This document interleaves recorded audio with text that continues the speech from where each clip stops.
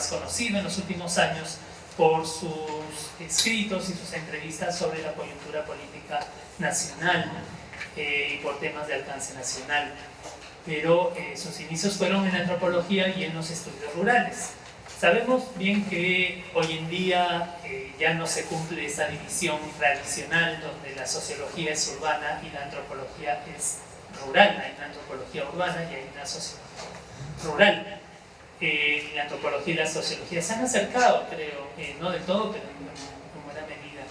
Pero tradicionalmente sí, ese es uno de los ejes por los cuales se distinguen tradicionalmente la tribu de la sociología de la tribu de la antropología, ¿no? Y Julio Kotler empezó más del lado de la antropología. Entonces queríamos hablar un poco sobre ese aspecto del trabajo de Kotler. Y yo me voy a centrar más, sobre todo, en su tesis de bachiller que hizo acá en San Marcos, en el año 1957, y que fue publicada en ese formato en el año 1959 por el Instituto de Etnología y Arqueología de la Facultad de Letras de San Marcos, ¿no? Para los... creo que muchos saben que en ese entonces no se llamaba como ahora Escuela Académico Profesional de Antropología o Departamento de Antropología, no se usaban esos términos. En el caso de Antropología en San Marcos era el Instituto de Etnología y Arqueología. Etnología es el término más, todavía se usa, pero ya menos. En esa época se usaba más para lo que hoy en día llamamos antropología. Julio Kotler fue alumno del Instituto de Etnología en San Marcos en los años 50. De hecho, que cuando él termina la secundaria, él había estudiado en el Colegio San Andrés, antes anglo-peruano, que todavía está situado a espaldas del Estadio Nacional, en la primera cuadra de la avenida Benito Arce. Y cuando él iba a postular a San Marcos, justo coincidió, era la época en que se había la universidad, era la época de Odría y la universidad estaba cerrada un tiempo, era una época muy convulsionada, ¿no? Él pasó un tiempo en Arequipa, luego regresó a Lima y es una época, digamos, un poco turbulenta, de la cual creo que mis companelistas van a hablar. Pero eventualmente él prosigue con sus estudios de etnología, de antropología en San Marcos, y su primer trabajo extenso, su primer trabajo sustancial va a ser su tesis en antropología, en etnología. ¿Sigo con el micrófono o...? Como quieras. ¿Qué dicen? ¿Sí? ¿Está bien? Con micrófono, ya, está bien, muy bien. Su primer trabajo extenso va a ser su tesis sobre, titulada Los cambios en la propiedad, la comunidad y la familia en San Lorenzo de Quinti, para lo cual él realiza un trabajo de campo de 2 años en la comunidad de San Lorenzo de Quinti. San Lorenzo de Quinti es un distrito, en el distrito de San Lorenzo de Quinti, donde habían y hay hasta el día de hoy varias comunidades campesinas, en ese entonces llamadas por supuesto comunidades indígenas. San Lorenzo de Quinti es un distrito de la provincia de Huarochirí. Está relativamente cercano a la capital provincial, a Huarochirí, pero es su propio distrito y fue una reducción, de hecho fue una reducción colonial en el siglo XVI, donde se juntaron varios ayllus, y hasta ahora varios de los nombres de las comunidades derivan de esos ayllus. Obviamente eso no quiere decir que son igual que los ayllus, no, pero los nombres sí han permanecido. Eso fue uno de los aspectos que interesó no solo a Julio Kotler, sino a Luis Valcárcel, que nos interesó por esta zona, porque fue en realidad, en esa época era mucho, como saben los que han leído sobre la historia y la antropología peruana, en ese entonces habían esos proyectos colectivos de investigación entre profesores y alumnos que cubrían un cierto valle, una cierta región, e iban a varias comunidades. El Instituto de Etnología primero lo había hecho en Yauyos, un poco más al sur, y en los años 50 decidieron irse para Huarochirí y trataron de abarcar varias varios distritos de la provincia de Huarochirí. Julio Cotter fue parte de ese proyecto y él más se abocó a el distrito de San Lorenzo de Quimpi, y en parte también le interesaba porque habían hecho trabajo de archivo previo, que es algo, un detalle también interesante. Habían hecho bastante trabajo de lo que hoy en día ya se llamaba en ese entonces, creo, etnohistórico, ¿no? Habían revisado muchos documentos en el archivo arzobispal, en otros archivos, y habían muchas referencias a cuestiones de extirpación de idolatrías en esta zona, en particular en San Lorenzo de Quimpi, y les interesaba ver, en esa época se hablaba todavía en antropología de supervivencias culturales, les interesaba ver si había supervivencias de esa época, si quedaban rezagos de prácticas, como ellos mismos lo llaman, de magia, de hechicería, ¿no? Ese fue el interés inicial, pero ya cuando llegan y cuando Cotter llega se empieza a interesar más por la organización social de las comunidades, se empieza a interesar por, ya no solo en hacer algo descriptivo, como él dice que había sido su plan inicial, sino en aplicar una metodología más que asociamos con el funcionalismo, ¿no? de ver, entender cómo funciona esa sociedad local más allá de lo más evidente, entender qué función cumple en cada aspecto y ver cómo encaja todo. Lo que creo que es también interesante de este primer trabajo de toda la carrera de Julio Cotter es su metodología, ¿no? Y él lo describe bien al inicio. Él no solamente que fue a hacer un estudio de campo, sino que, bueno, la comunidad misma le propuso a él y le propuso al Instituto de Etnología que él fuera profesor en el colegio en Huarochirí. Así que por un año y medio, más o menos, él fue profesor en el colegio. No en San Lorenzo de Quimpi mismo, porque ahí no había colegio secundario, el colegio secundario está en Huarochirí, que recién lo habían inaugurado. Entonces él fue como profesor, incluso le pidieron un poco que se hiciera cargo del colegio, no dice si formalmente lo nombraron director, pero se hizo cargo del colegio, y eso le permitió una entrada a la comunidad más allá de simplemente, a la zona más allá de simplemente ser etnógrafo, trabajador de campo, ¿no? Más allá de simplemente ser investigador, fue profesor. Y a través de eso conoció a los jóvenes, conoció a sus padres, conoció a mucha de la gente de la zona. Ahora, eso era en Huarochirí y muy cerca, San Lorenzo de Quimpi es muy cerca, pero ya es su propio distrito. Y él lo que cuenta es de que, bueno, él enseñaba en el colegio y luego más o menos 3 días a la semana se dedicaba de lleno a hacer el trabajo de campo en San Lorenzo de Quimpi. Y ya a la mitad del segundo año, él deja el trabajo como profesor, deja de enseñar en el colegio para ya el último medio año dedicarse solamente a la investigación de campo. Ese es un aspecto que me parece interesante. El otro aspecto que también que creo que es importante recalcar, porque de hecho esta fue considerada, una vez que fue sustentada y publicada, fue considerada una de las tesis más fuertes, una de las mejores tesis que se había hecho hasta ese momento en etnología. Fue considerada ejemplar, ¿no? Yo creo, en la comunidad de antropólogos en el Perú en ese momento, ¿no? Incluso un poco más allá en las ciencias sociales en general. Y creo que hay que recalcar también siempre hablar de las condiciones de producción de la investigación, ¿no? Y Kotler él mismo lo dice en la introducción, que él tuvo un financiamiento para hacer la tesis, ¿no?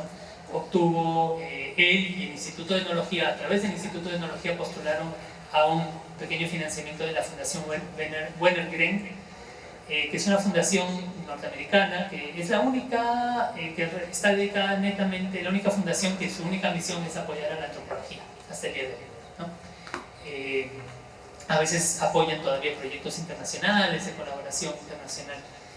Tuvo apoyo de la Wenner-Gren, también tuvo apoyo del mismo Instituto de Etnología, le dieron una mensualidad para que pudiera hacer lo que tuviera que hacer como parte de su investigación. Y eso le permitió hacer un trabajo bastante extenso, ¿no?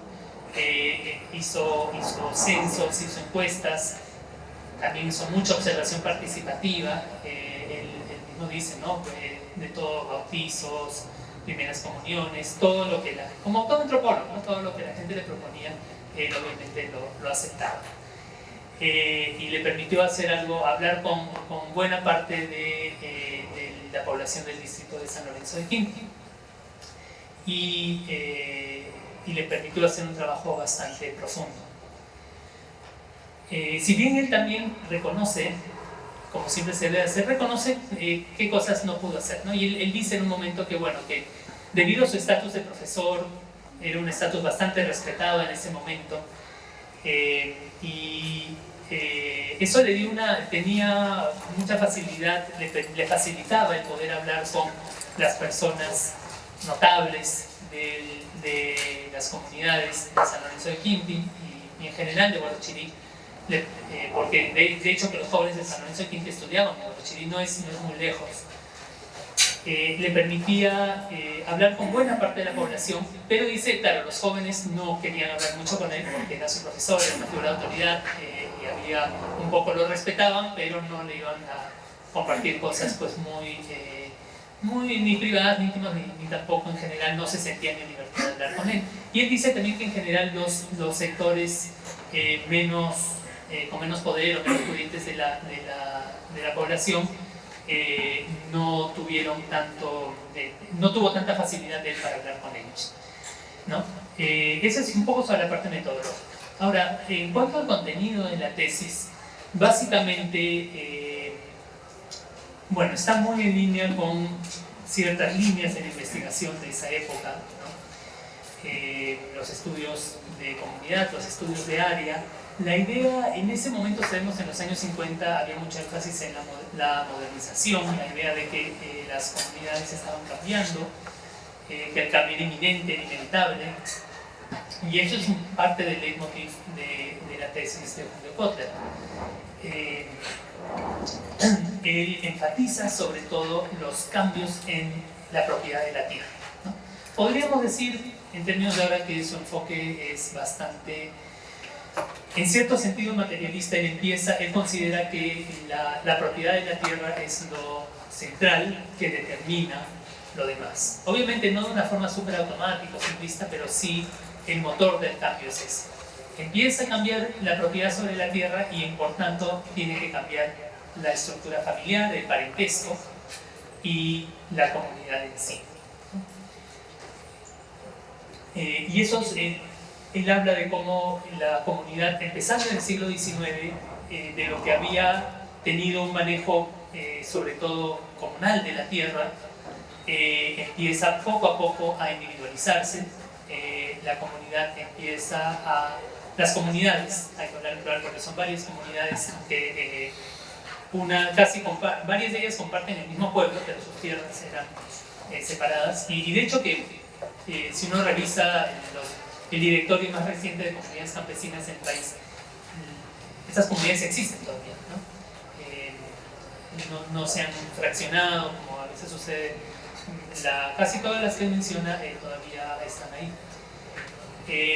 Y pasan de un manejo más comunal de la tierra a un manejo más individual. Ese proceso empieza en el siglo XIX, empiezan a vender la tierra y a vender la tierra a sus propios miembros, no a gente de fuera de la comunidad, sino a permitir que los comuneros empiecen a volverse dueños, entre comillas, de parcelas, pero en realidad la tierra sigue siendo de la comunidad, es como una propiedad a medias, lo llama él, ¿no? Pero eso propicia que lo que antes habían sido familias más extendidas y de rasgo más patrilocal y con más control patriarcal, se empiezan a convertir más en familias nucleares, con descendencia bilateral y con residencia neolocal, ¿no? Hay ese cambio en la familia, y también la comunidad misma empieza lentamente a desintegrar, digamos, él lo llama en algunos momentos desintegración. La comunidad no va a desaparecer, las comunidades no van a desaparecer en San Lorenzo de Quinti, pero sí empiezan a perder muchas de sus antiguas funciones rituales, ¿no? Se mantienen todavía como un símbolo de identidad local y de unidad, todavía cumplen algunas funciones, pero dejan muchas de las antiguas funciones que tenían. Ese es el argumento general de la tesis de Julio Kotler, pero él lo detalla bastante, y además también algo que no mencioné antes, que no solo el trabajo previo de archivo que hicieron, sino en la misma comunidad tuvo acceso, parece que en San Lorenzo de Quinti habían, espero que todavía haya, buenos archivos locales bastante bien conservados desde el siglo XIX, y él lo revisó todo en detalle muy minucioso, ¿no? Se puede decir que es un trabajo en realidad de antropología histórica, ¿no? No es solamente el trabajo de campo etnográfico. La tesis se sustentó, ¿no? Y tuvo una buena acogida por todo lo que he podido leer. Fue publicada junto con, primero en una versión preliminar en un volumen llamado Las actuales comunidades indígenas, Guarochirí, 1955, editado por José Matos Mann, donde también se publican fragmentos de otros investigadores que estaban en otras zonas de Guarochirí, y finalmente la tesis en sí completa se publica el año 59. Después de eso, Julio Kotler, como sabemos, bueno, viaja a Francia a seguir sus estudios, ya empieza a ir por caminos más cercanos, quizás hacia la sociología, ¿no? Pero yo creo que de todas maneras este trabajo de campo inicial lo marca bastante, porque fue un trabajo de campo bastante extendido, y yo creo que es, quizás no explícitamente, pero siempre en Julio Kotler, la visión, cuando habla del Perú en general a nivel nacional, es una visión que siempre toma en consideración la fragmentación, la enorme heterogeneidad del Perú, ¿no? Y eso yo creo que viene de su formación como antropólogo y de su experiencia de campo, ¿no? Otras ciencias sociales me parece que no tienen, o no siempre tienen, esa atención o ese énfasis en la heterogeneidad, en la diferencia que tiene la antropología. Quiero también resaltar, digamos, debates posteriores que han habido en torno a la tesis. En particular, hay una crítica importante que le va a hacer un antropólogo años después. El antropólogo se llama, muchos lo conocen, Alejandro Ortiz Rescalier, ¿no? Que él había ingresado pocos años después, en el año 60, ingresa a San Marcos, ¿no? Poco después de Kotler. Va a ser, muchos lo conocemos por haber sido un alumno importante de Arguedas, un amigo de Arguedas. Ortiz Rescalier, por supuesto, de una línea distinta a la de Kotler. Ortiz Rescalier va a estar bastante influenciado por el estructuralismo de Claude Lévi-Strauss. Va a publicar estudios importantes como el de Guarochirí 400 años después, un análisis, creo yo, estructuralista de los mitos de Guarochirí. Pero es recién en el año 95 que en un texto publicado, en un artículo publicado en la revista antropológica de la Católica,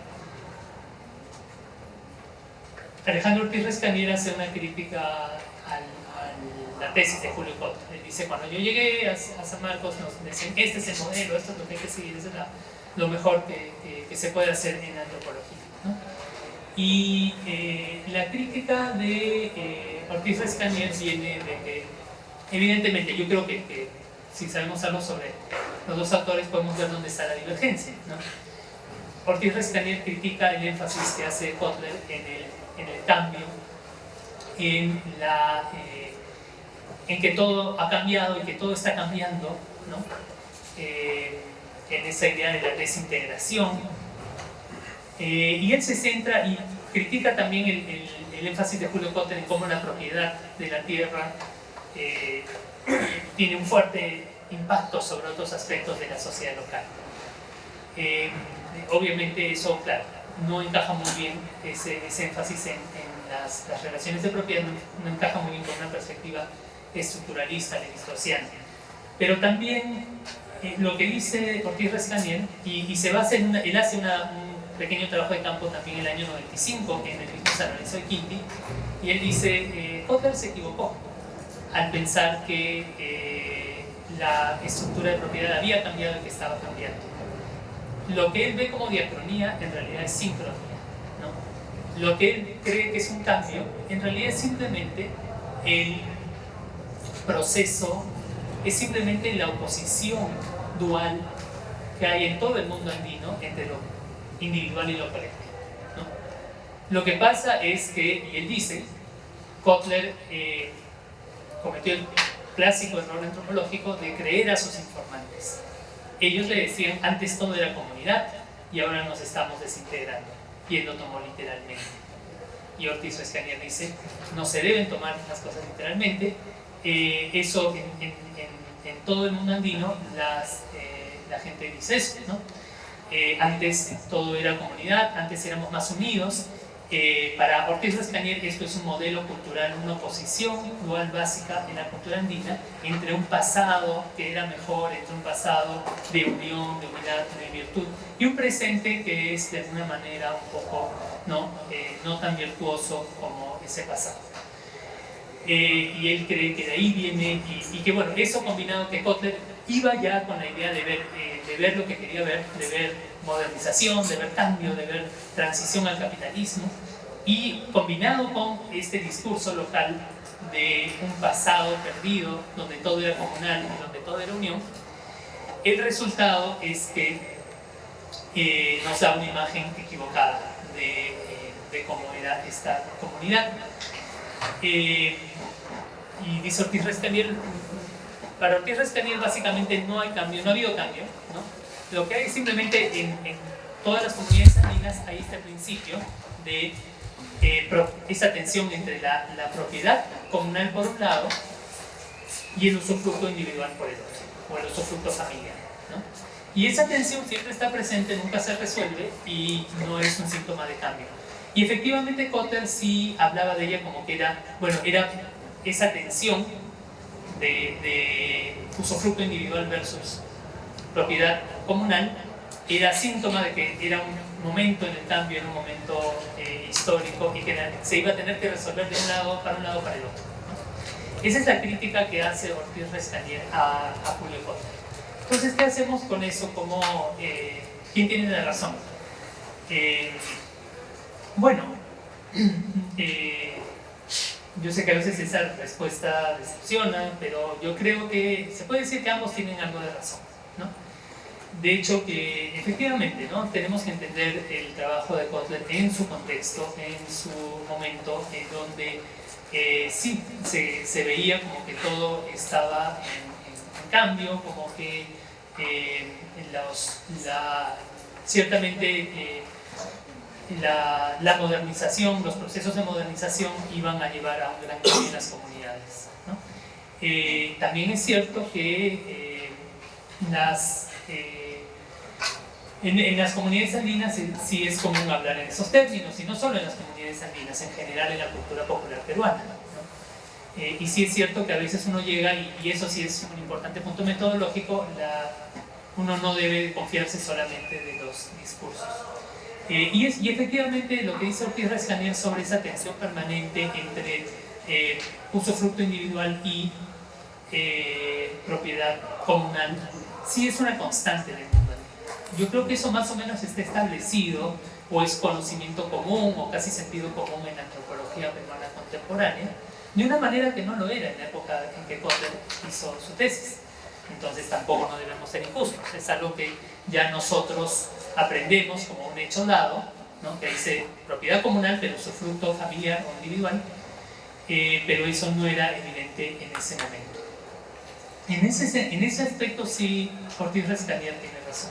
Sin embargo, por otro lado, me parece importante señalar, yo creo que Ortiz Rescanier se equivoca en primer lugar al mostrar como que Kotler simplemente tomó este discurso de la comunidad y ya lo creyó, cuando en realidad, digamos, Kotler hizo no solamente que hizo entrevistas con la población, que sí las hizo, con muchas personas, sino que también hizo un trabajo bastante minucioso, por un lado de archivo, de revisar los archivos, desde registros de bautizo hasta litigios de tierras, registros de venta y compra de tierras, también de recoger genealogías, ¿no? Usando ese método que viene del antropólogo Rivers, el método genealógico, de ver los cambios en los patrones de matrimonio a través de las genealogías que uno va recogiendo de las personas. Eso Ortiz Rescalier no lo toma en consideración, ¿no? Que Kotler en realidad dio mucha evidencia de que sí habían habido cambios, ¿no? Mientras que Ortiz Rescalier, no estoy obviamente juzgando la totalidad de su obra, pero en ese artículo, en esa crítica a Kotler, básicamente para él no hay cambio, todo es sincronía. Hay estas oposiciones duales y totalmente eliminan, digamos, hacen que ya la cuestión del cambio, de que si había habido cambios en San Lorenzo de Quinti del siglo XIX al siglo XX, para Ortiz Rescalier, en ese artículo por lo menos es una no pregunta, es algo que básicamente lo descuenta como algo falso o que ni siquiera tiene que ser preguntado. Y yo creo que ahí sí un poco, digamos, se equivoca. Puede ser cierto que Kotler no tomó en consideración, o como digo, no era conocimiento común todavía en la antropología en la época, de que esta dualidad de usufructo familiar, individual y propiedad comunal es un constante en el mundo andino. Y quizás sí él se equivocó al ver eso como una etapa transicional, en eso sí se equivocó, pero por otro lado Kotler da mucha evidencia que sí hubo cambios en San Lorenzo de Quinti del siglo XIX y el siglo XX, ¿no? Hay muchos cambios que están ampliamente documentados en la tesis de Kotler, y Ortiz Rescalier no se dirige a esa evidencia, ¿no? Entonces yo creo que lo que podemos concluir de todo esto es de que tenemos que lograr un balance entre una perspectiva más histórica y diacrónica como la que nos presenta Kotler, y sí tomar en consideración esas oposiciones fundamentales que se dan en una cultura dada, que es lo que señala Ortiz Rescalier, pero no caer en extremos de descontar uno o el otro. Entonces, bueno, eso quería un poco hablar a propósito del trabajo temprano de Julio Kotler, su tesis sobre San Lorenzo de Quinti, que como digo, yo creo que de hecho que implícitamente, aun si no siempre o no frecuentemente explícitamente, implícitamente va a marcar buena parte de su obra posterior. Yo creo que cuando Kotler siempre en sus trabajos posteriores y en las entrevistas que daba en los últimos años siempre hablaba de la gran heterogeneidad de la sociedad peruana, que no era algo ni bueno ni malo, era simplemente un dato que tomar en consideración. Él estaba hablando a partir de su base en la antropología y de su experiencia conociendo y haciendo trabajo de campo en comunidades campesinas, ¿no? Y era algo que en la época básicamente era algo que solo los antropólogos hacían.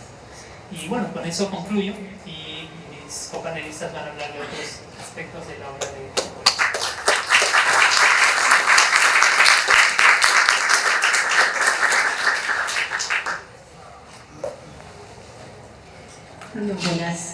Buenos días a todos y muchas gracias a Pablo por la invitación a participar de este homenaje. Ahora, mientras escuchaba a Federico, recordaba que en el 2012, cuando Julio recibió las palmas magisteriales en grado de amauta, le tocó dar el discurso de agradecimiento y lo primero que mencionó fue su breve paso por la docencia en el mundo rural, en el colegio de Guarochirí, ¿no? Una experiencia que guardaba y atesoraba como muy valiosa, ¿no? en su experiencia profesional y en su experiencia de conocer ese Perú rural, que cuando él empezó su carrera profesional era todavía la realidad mayoritaria del Perú, ¿no? En el censo del 61, si bien el Perú ya había empezado ese tránsito de ser una sociedad predominantemente rural para convertirse en una más urbana, todavía el 52% de la población vivía en zonas rurales, ¿no? Entonces para él su experiencia en San Lorenzo de Quinti y luego otras que voy a mencionar eran muy significativas porque era hablar de la mayoría, ¿no? De la población peruana, de la cual se conocía muy poco y sobre la cual además había muchos, no solo estereotipos, sino prejuicios, ¿no? Preparando esta intervención, leí un artículo de Vergara hace un par de meses, a poco de fallecer Julio, y una frase se me quedó grabada porque creo que habla muy bien tanto de la tesis de San Lorenzo de Quinti como del libro que voy a comentar. Alberto Vergara decía: los resultados de sus investigaciones de Julio siempre estaban destinados a sacudir algún tipo de convención o conformismo, ¿no? Y creo que eso se aplica muy bien, porque como ha hecho Federico, en la época que Julio estudió etnología y antropología, digamos, la tendencia predominante era ver a la sociedad rural como algo estático en el tiempo, ¿no? Y había como la búsqueda de relictos del pasado, ¿no? Ver qué era lo que permanecía más que aquello que cambiaba. Y por supuesto tenía que dar la contra. Entonces se dedicó mucho más a ver los cambios que se estaban dando en la sociedad rural, que ya para entonces empezaban a vislumbrarse, que buscar las continuidades, ¿no? Que es un poco la crítica de Ortiz que también nos presenta Federico, ¿no? Y yo quiero hablar de un libro que va en esa misma dirección, ¿no? Este libro se publica en 1972, ya una década después de la tesis de San Lorenzo de Quinti, y se basa en un proyecto de investigación también colectivo, como fue el de Guarachirí, pero ya hecho desde el Instituto de Estudios Peruanos, ¿no? Era un proyecto llamado Estudio de Cambios en Pueblos Peruanos, y se realizó en 4 áreas del Perú, en los valles de Chancay, Virú, El Humantaro y Urubamba.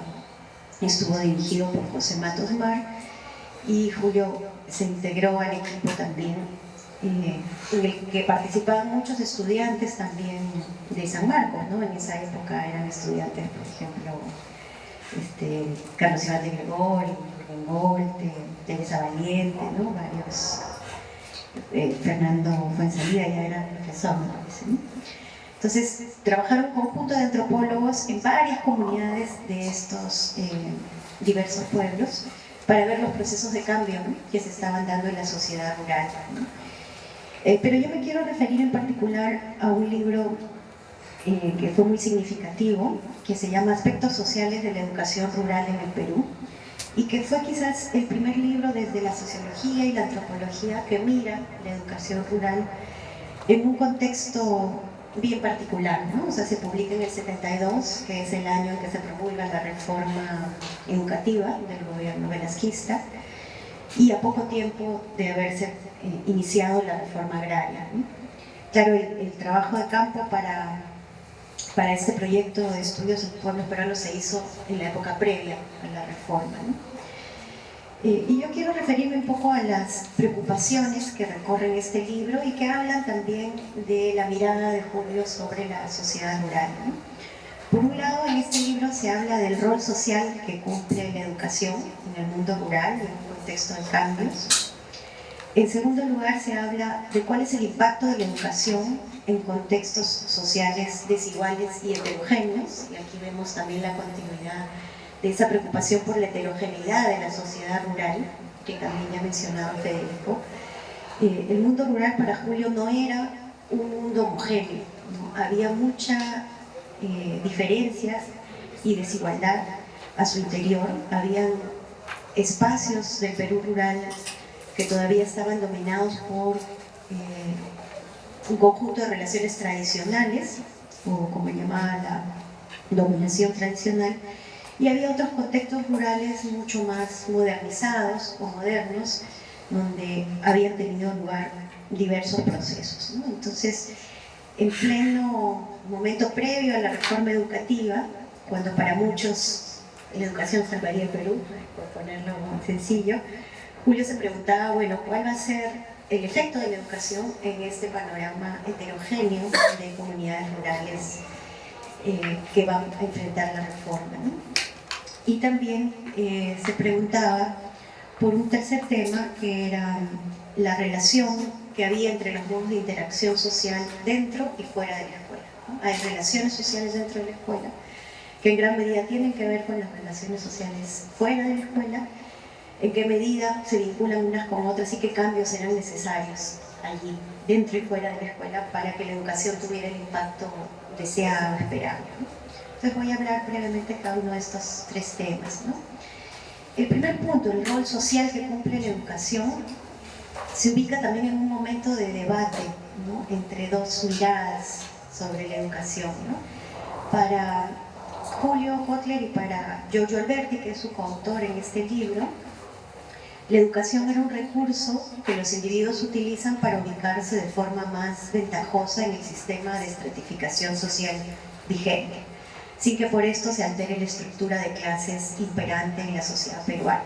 Como pueden ver, es una visión del sistema educativo funcional al orden dominante, ¿no? Un poco en ese paradigma que ya nos hablaba Federico de la función y el funcionalismo, digamos, de las partes en el todo, ¿no?, en el sistema.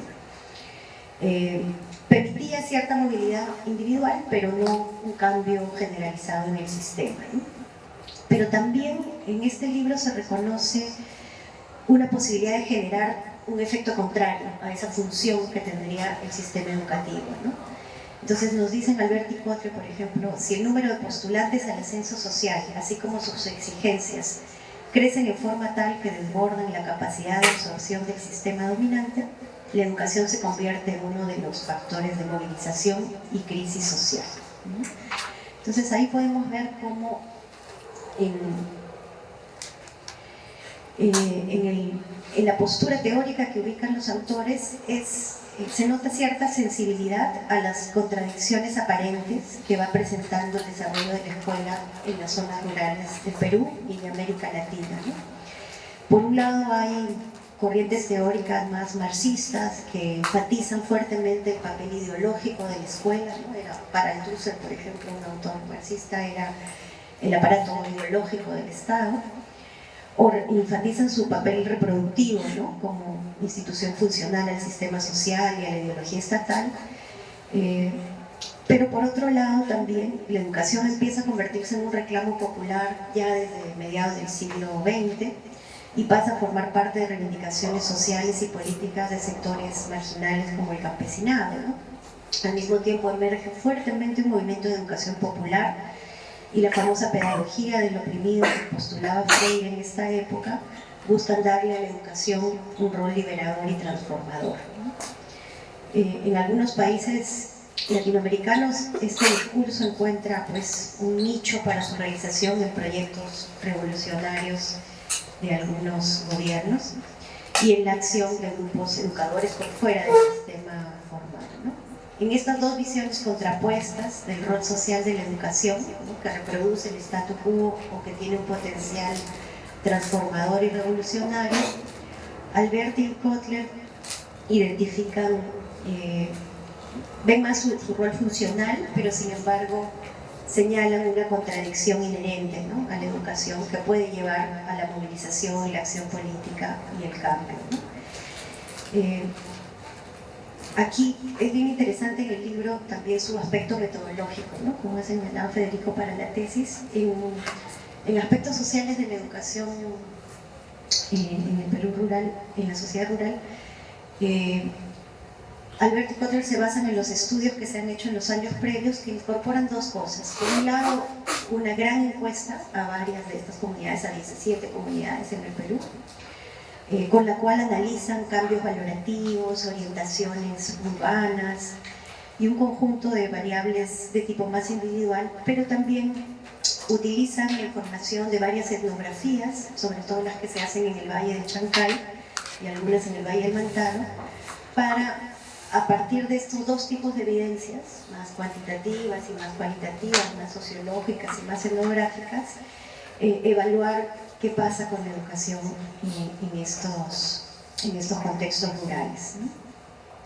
Y encuentran que la educación efectivamente puede jugar un doble papel y que en su interacción, digamos, con determinados factores sociales puede generar el efecto contrario al que tenían por misión, ¿no?, de reproducir el orden social, puede también generar movilización y cambio, ¿no? Pero para eso todo depende en gran medida del contexto. Y aquí es donde quiero pasar al segundo tema que aborda este libro, y es la heterogeneidad, ¿no?, del mundo rural, ¿no? Los estudios de caso que se hacen en el Valle de Chancay son los que mejor ilustran esta heterogeneidad, aunque también en la encuesta se hace una distinción entre contextos rurales de alta, media y baja diferenciación social, ¿no? Para mostrar cómo hay diferentes comportamientos, por ejemplo, de la propensión a migrar o de la relación entre educación y migración según se trate de una alta, baja o mediana diferenciación social, ¿no? Los autores señalan cosas, por ejemplo, como que en sociedades de alta diferenciación social, a mayor educación, mayor migración, ¿no? Para poder insertarse en mejores condiciones en el lugar de destino en la ciudad, por ejemplo, ¿no? Pero en sociedades de baja diferenciación, donde casi todos son analfabetos, por ejemplo, la educación no juega un papel muy importante y entonces migran incluso si se tiene baja educación. Entonces en la encuesta se establece esta categorización de diferentes contextos rurales, pero es en el trabajo más etnográfico, cualitativo de las comunidades del Valle de Chancay, donde se muestra esta diferencia de actitudes y de historias en relación a la educación rural, ¿no? Y hay tres comunidades características, ¿no? La de Huayopampa, Lampián y Pacaraos, donde los autores resaltan que los efectos de la educación son muy diversos, ¿no? Según el contexto en el que se dan, ¿no? En Huayopampa, por ejemplo, la educación se convierte en un mecanismo propulsor de un ascenso colectivo, económico y social generalizado, ¿no? La escuela funciona como un espacio de incorporación, de innovación, de desarrollo hacia adentro de la comunidad, con un conjunto de profesores que primero vienen de Chancay, pero que luego son profesores de la misma comunidad y que van aportando en el desarrollo de su propia comunidad, introduciendo cambios tecnológicos en la agricultura, introduciendo innovaciones también en las prácticas y contenidos escolares, buscando relacionar estos contenidos escolares con las características y necesidades de la comunidad, ¿no? Es un caso bastante único en los reportes que tenemos de la educación rural de esa época, ¿no? Si uno mira el libro de Mario Vázquez en los 50, en el Callejón de Guaylas, en Vicos, uno ve más bien una gran distancia entre los profesores mestizos y los alumnos indígenas, pero en Huayopampa, al ser los maestros guayopampinos, mantienen una línea de adaptación, ¿no? De la educación escolar a las características del medio y consiguen el apoyo también de los padres, ¿no? Se da una relación muy estrecha entre escuela y comunidad y se valora ese conocimiento práctico y productivo, ¿no? Esos cambios tecnológicos, la mayor educación de los guayopampinos y los contactos urbanos hacen que en Huayopampa la educación promueva un ascenso colectivo, ¿no? Gracias a una mayor producción y una mejor distribución de los beneficios que se generan. En otras comunidades del Valle de Chancay, sin embargo, la historia es diferente, ¿no? En Lampián, por ejemplo, que es estudiado por Olinda Celestino, el estudio de Huayopampa de Fuensalida y varios autores. Como les digo, este libro recoge, como resume, estos varios años de investigación del proyecto de estudio de cambios en los pueblos rurales, ¿no? En Lampián, entonces, lo que pasa es que la educación funciona como un mecanismo que propicia el ascenso social de un grupo más específico dentro de la comunidad, los jóvenes, ¿no? Cuando uno lee la etnografía de Lampián, este es un elemento marginal, digamos, pero yo creo que uno de los méritos del libro de Kotler y Alberti es resaltar ese papel que la educación juega en la historia de Lampián, ¿no? En Lampián se cuenta con un profesor, director de filiación aprista, muy comprometido con el cambio y la justicia social, digamos, con sus estudiantes, y un grupo de jóvenes que se vuelve muy consciente de sus derechos y sus necesidades, pero en un momento de crisis en la distribución de la tierra en esa comunidad, en la cual los jóvenes no logran conseguir tierras para sí mismos, se rebelan frente a los mayores y son expulsados de la comunidad por esta rebeldía, ¿no? Entonces el profesor los ayuda a incorporarse en la ciudad, les consigue becas para hacer en la educación secundaria, o se insertan en las haciendas del valle, donde se están introduciendo también cambios tecnológicos en el cultivo de frutales. En fin, estos jóvenes, que son como 30, salen de la comunidad y tienen contactos urbanos, mayor educación, otras experiencias, ¿no? y la comunidad entra en crisis, porque también la comunidad se basa en pasar los cargos a la gente más joven y en un traslape, ¿no?, de deberes y trabajos de unos a otros. Y además, bueno, por cuestiones también climáticas y agropecuarias. Estos jóvenes son llamados de regreso unos años después y sus contactos urbanos, su educación, su manejo de tecnologías contribuyen a mejorar la situación, a remontar la crisis de la comunidad, pero también contribuyen a un cambio, digamos, en las relaciones de poder dentro de la comunidad, donde ellos se posicionan de una mejor manera, sin pasar por el esquema tradicional, digamos, de pasos de autoridad de unos a otros, ¿no? Entonces, aquí vemos cómo la educación funciona de una manera diferente, ¿no?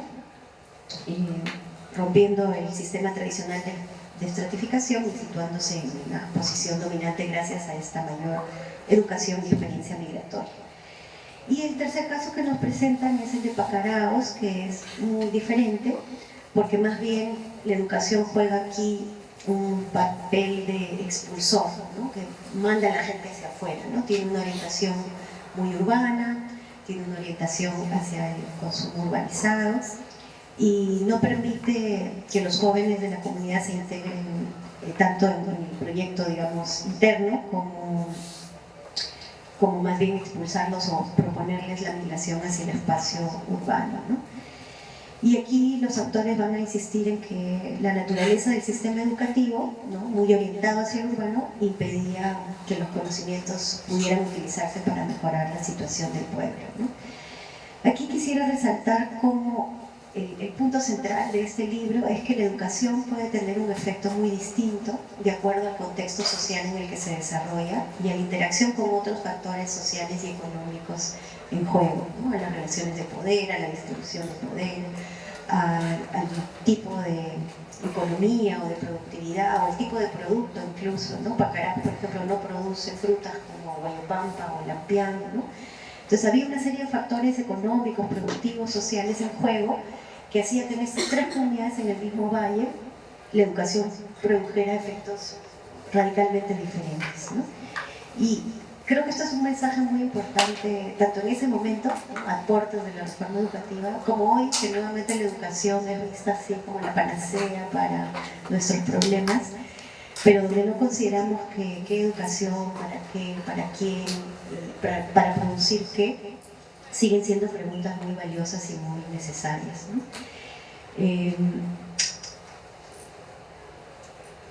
Al finalizar el libro, Albert y Kotler van a sugerir entonces que cuando la población adquiere educación, contactos urbanos y experiencias ocupacionales o organizativas, paradójicamente, a pesar de su inicial cuidado, ¿no es cierto?, de que la educación es funcional a la reproducción del sistema, pero cuando estas tres cosas pasan, la población rural está en condiciones también de reestructurar su medio rural original, ¿no?, y puede provocar cambios sustantivos y generar procesos de movilización colectiva, ¿no?, como en el caso de Guayopampa o de Lampián, ¿no?, en el caso de Pacaraos. Y también estudian un caso adicional, Yaramarca, donde más bien la educación es movilizadora para la creación de un sindicato y la posterior reforma agraria de esa colectividad, ¿no? Entonces hay efectos diferenciados según el contexto social, de acuerdo a la mayor o menor diferenciación social, y la educación también va a favorecer no solo procesos de movilización colectiva, sino individual, sobre todo en aquellos espacios de mayor diferenciación social, ¿no? Mientras que cuando hay baja diferenciación, la educación no permite una mayor movilidad individual y más bien refuerza la estratificación social existente. Entonces se pueden ubicar en este medio camino entre las dos posiciones, apelando a la heterogeneidad de los contextos rurales donde la educación se inserta, ¿no? Y esto va a ser muy importante en ese momento histórico en el cual la educación y la escuela llegan a zonas rurales donde previamente no habían existido, ¿no?, en muchos casos en el sur andino, en haciendas y lugares donde no había antes educación, a diferencia de los casos del Valle de Chacay, donde la escuela ya existe desde fines del XIX, principios del siglo XX, ¿no? Coincido con Federico en que la importancia del contexto social y heterogéneo, el carácter heterogéneo del mundo rural es quizás herencia de ese paso de Julio por la etnología y por la antropología, y creo que su trabajo sociológico no lo priva de ver esta heterogeneidad, y tampoco de señalar que es necesario una serie de cambios en el contexto social, también para que la educación pueda contribuir al cambio social y al desarrollo rural, ¿no? O sea, que la educación no va a ser una varita mágica en el mundo rural, sino que depende de los cambios que se den a su alrededor, ¿no? Y con ello abordo el último punto muy brevemente, que son las relaciones sociales en la escuela, ¿no? En este libro, Alberti Kotler señala mucho que la escuela tradicional se caracteriza por relaciones autoritarias, de memorismo, ¿no? Y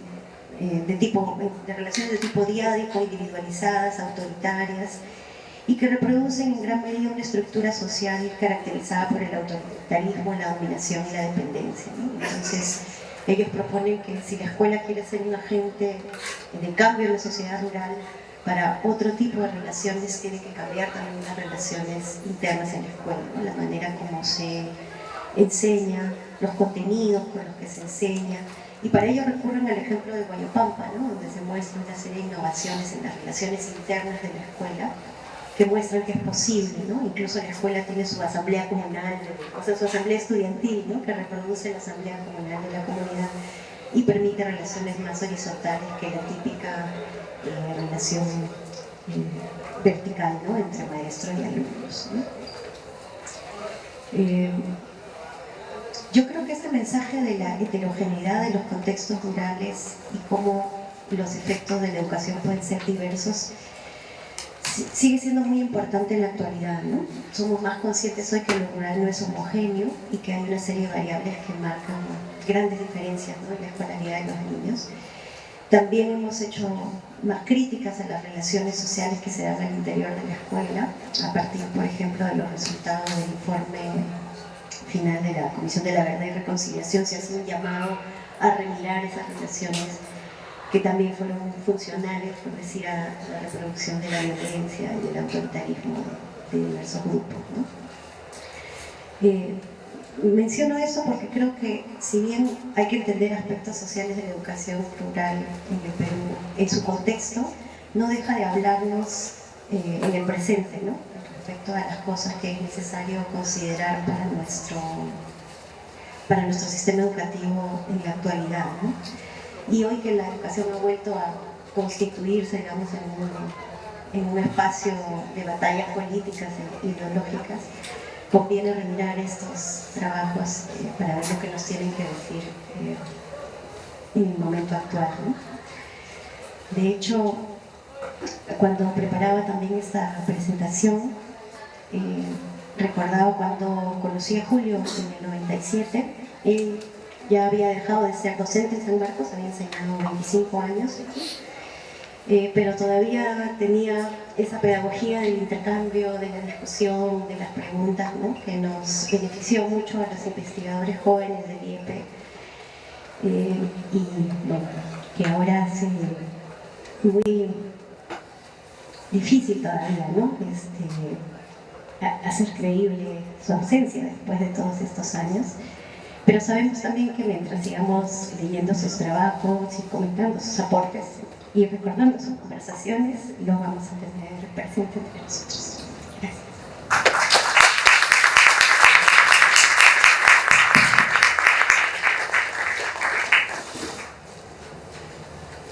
Me toca igualmente saludarles a ustedes, agradecer al profesor Pablo Sandoval por la invitación para participar en esta reunión y saludar a Federico y a Patricia por compartir esta mesa en homenaje a Julio Correa. Lamento de veras que una persona como Julio, con los aportes que tiene para la antropología, las ciencias sociales en el país, en este homenaje solo tenga este pequeño lugar. Lo conversé con Pablo, sé que hay cosas internas de la facultad, pero espero que en otro momento haya un homenaje mayor, porque Julio merece eso. Yo voy a tratar de 3 temas con una breve introducción. El primero es el salto de la antropología hacia la sociología y hacia una visión del Perú en general, muy concreta. El segundo punto es el compromiso político que sale desde el comienzo de su llegada a San Marcos, a comienzos de los 50. Y el tercero es su compromiso con el valor de la democracia, que fue la cuestión central de su preocupación, tanto académica como de analista político y de activo participante político en el país, para tratar de ganar un espacio mayor al concepto de democracia, frente a una historia peruana donde la democracia no fue importante nunca, ni en la república, ni en los partidos políticos, ni en nada. Y esa me parece una cuestión bien importante que se articula con lo anterior, y la introducción que quería hacer a estos 3 puntos parte de haber oído atentamente a Federico y a Patricia, y para llamar la atención de ustedes de cómo un breve homenaje a Julio Kotler, el análisis de 3 textos o 2 textos centrales.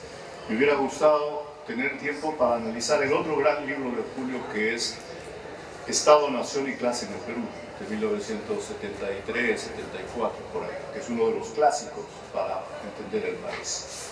Pero tomen ustedes la referencia si no la tienen ya, pero es un libro importante porque es el primer intento de Julio 20 años después, no tanto, unos 15 años después de la tesis de San Lorenzo y Quinti, para intentar una visión de conjunto sobre el Perú, que era una forma de salir de la antropología tan estrechamente vinculada y cerrada a los estudios de comunidad y a los estudios regionales en el pasado de la Escuela de Antropología, ¿no?, a través de Matos en ambos momentos. Y lo que quería decir es que al escucharles a ellos y ella, hay una cuestión clave, y es que estamos hablando de un momento importantísimo de la historia de la antropología y de la historia de las ciencias sociales en el Perú. Así de simple. Y esto porque la Escuela de Antropología nació como un instituto de etnología y arqueología en 1946.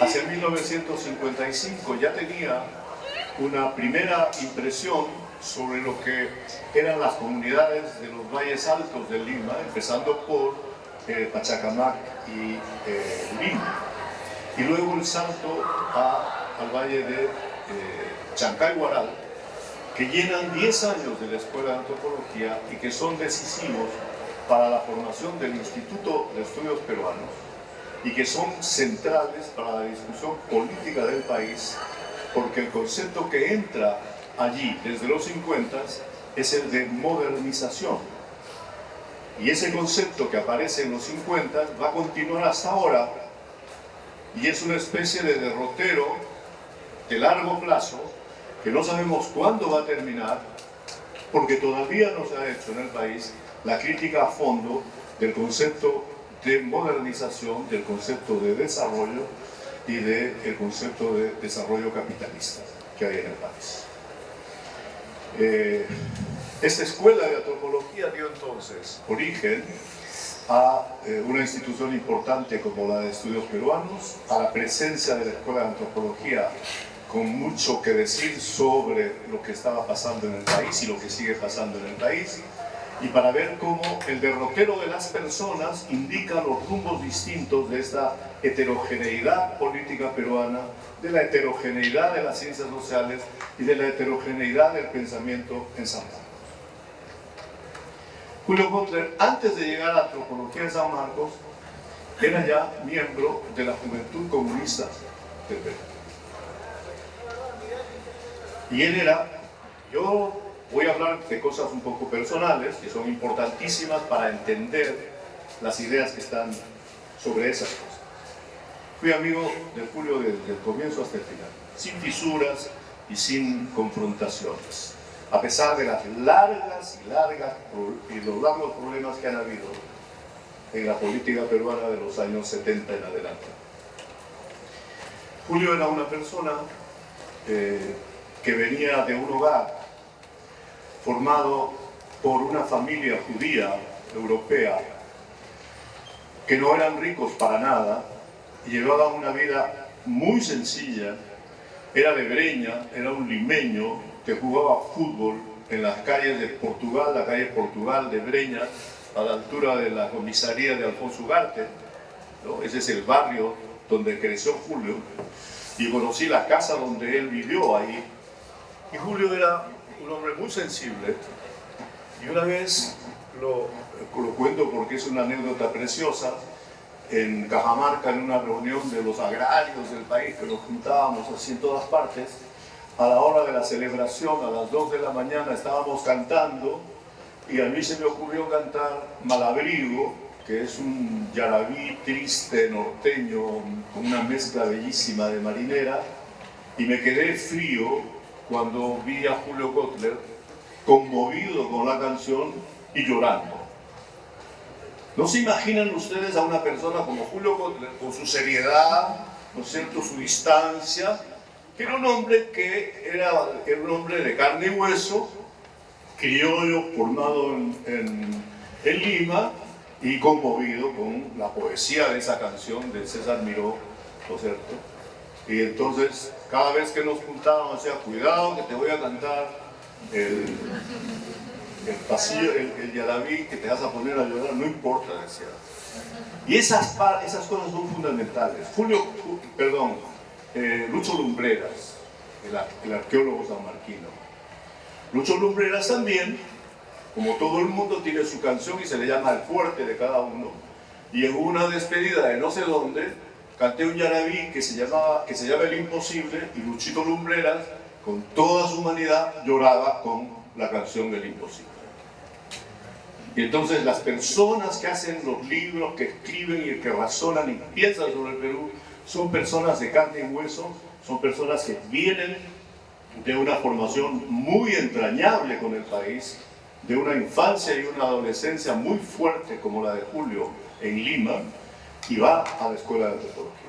Pero como miembro de la Juventud Comunista, en esa época no había sino dos posibilidades: o se iba uno con el APRA o se iba uno con el PC, no había más.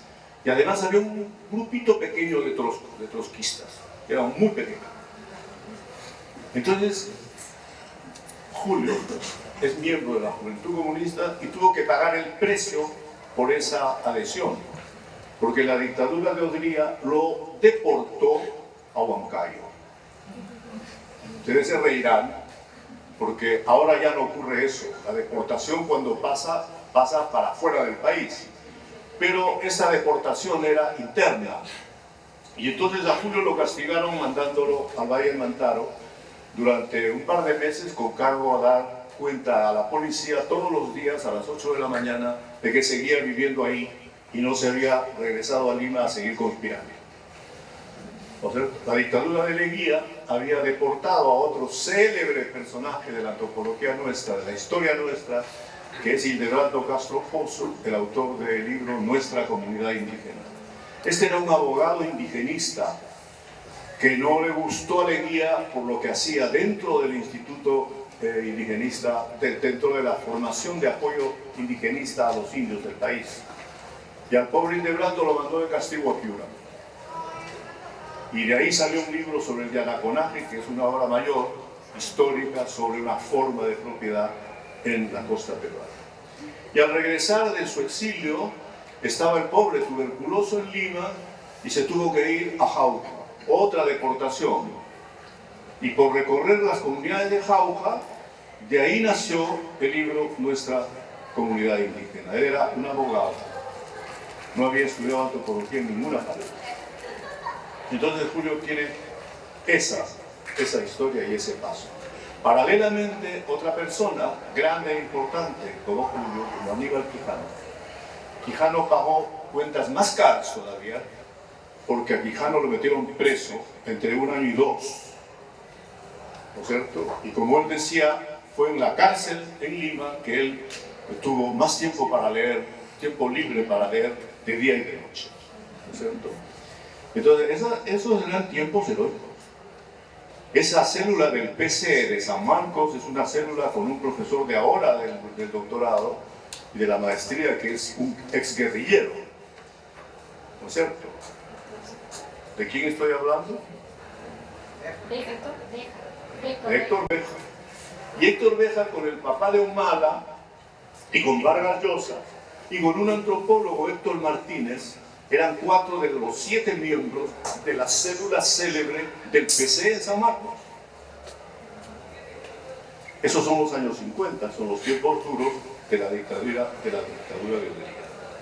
Julio hace antropología, no repito nada de lo que también ha dicho Federico, pero sí hay que señalar el salto que Julio da de la antropología a la sociología, y vale la pena mencionar algunas razones que pudo haber tenido para eso, ¿no es cierto? Con cargo a que ese librito marcó importantemente, era algo de lo poco que tenía la Escuela de Antropología cuando llegué yo a San Marcos del 60, junto con Alejandro Ortiz, en la misma promoción. Y el libro era muy rico, lo estudiamos, lo leímos, y yo me quedé interesadísimo por ese proceso de transformación de las comunidades y las decisiones que tomaban para repartirse las tierras comunales en beneficios particulares y privados, de modo que se había iniciado desde San Lorenzo del Quinti un proceso para que poco a poco el fondo de tierras de las comunidades terminase prácticamente en nada. Es decir, del uso colectivo de las tierras comunales, ¿no es cierto? Y una palabra me llamó la atención cuando estudiaba para mi tesis de bachillerato en Pacaraos, aquel texto de Julio y el castellano tan rico que usaban en la época en las comunidades y en los documentos históricos, decía, para resarcirnos, ¿no? El verbo es rarísimo, para compensarnos, ¿no es cierto?, para recibir algo equivalente a lo que hemos perdido por tratar de mejorar el ganado en las comunidades, la comunidad debiera repartir las tierras que están en el cerro tal y en el cerro tal a cada uno de los comuneros que hemos hecho un esfuerzo por mejorar la ganadería en nuestra región. Seguí ese ejemplo, hice el estudio viendo los archivos y todo lo demás, y en la comunidad de Pacaraos encontraron una razón nueva. Eso ya era ¿cuánto? 15 años después. Vamos a repartirnos tierras del otro cerro de más allá después del esfuerzo que hemos hecho en construir la carretera. Nos ha costado hacer la carretera y ahora entonces, por favor, vamos a resarcirlo. Pacaraos ya no hablaba de resarcirse. Pacaraos hablaba simplemente nos corresponde y ya está. ¿No es cierto? Y en ese punto me parece un paréntesis necesario para ustedes, porque esa polémica tan aparentemente rica entre Alejandro y Julio, a partir de Alejandro, es una tesis que no se puede sostener ni en un extremo ni en el otro, como dijo Federico. Y cuidado con ustedes que son jóvenes, para cuando dentro de 50 años estén haciendo balances como estos, ¿no es cierto?, se encuentren con que la discusión sobre si hay que hacer estudios de los cambios o no, no tiene ningún sentido. Los estudios tienen que centrarse sobre dos cosas y dos ejes grandes. Uno, lo que viene de atrás, lo que se sostiene, lo que está en la estructura, y dos, lo que cambia. La sociedad está cambiando todo el tiempo, pero al mismo tiempo la sociedad defiende cosas para que no cambien, y esa pugna entre el cambio y el no cambio, entre la continuidad y la permanencia, entre la permanencia, la continuidad y el cambio, esa pugna hay que incorporarla en cada uno de los trabajos que ustedes tengan que hacer en la disciplina en que estén. Y por supuesto, si hablamos de cambios, hablamos de historia. Y si hablamos de historia, tenemos por lo tanto una visión que tiene un compromiso profundo de la antropología con la historia, con el pasado. Y quien no tenga una visión histórica de las cosas que estudia, no va a entender ni su objeto de estudio, ni a la sociedad peruana de ninguna manera. Entonces eso me parece importante decirlo como un paréntesis. Cuando Julio se aleja de la antropología, hay dos o tres cosas que ocurren. Una, se va a estudiar un doctorado de sociología en Burdeos, en Francia, y vuelve con su tesis de doctorado y su grado de doctor. Pero en esa época, las tesis de doctorado había que hacerlas ahí mismo. Los directores de tesis no querían que los investigadores latinoamericanos volviesen a sus países para luego traer la tesis, porque más de la mitad no volvía y no llevaba la tesis. Y para los directores no les convenía perder puntos porque tenían investigadores que no funcionaban. Y entonces esa fue seguramente la razón por la que Julio encontró en la migración española, estamos hablando de los 50, la guerra civil española había terminado en el 36, y en Burdeos, y en Francia, y en París estaban enteros los sobrevivientes de la guerra civil española. Y estaban los guerreros, los guerrilleros, los combatientes de esa guerra que sobrevivieron, y sus hijos, instalados en condiciones sumamente precarias. Y Julio se acercó a ellos y de ahí hizo la tesis. Pero François Bourricot, el francés, que fue el profesor que vino aquí y se llevó a Julio a Burdeos, él era un sociólogo terrible, tremendo. Y era terrible, digo, porque fue el traductor del libro de Parsons al francés. Miren el peso que tuvo Bourricot. La sociología francesa debe hacerse norteamericana en el sentido preciso de seguir las líneas de Parsons con el sistema social.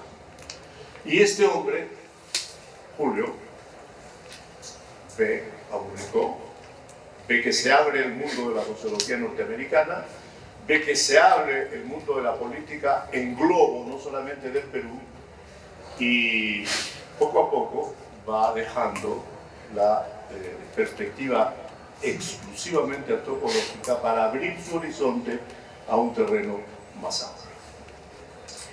Nunca dejó de interesarse por el campo, es verdad, y aquí les voy a contar una anécdota preciosa contada por Julio a mí, que no está escrita en ninguna parte, pero que es absolutamente verdad.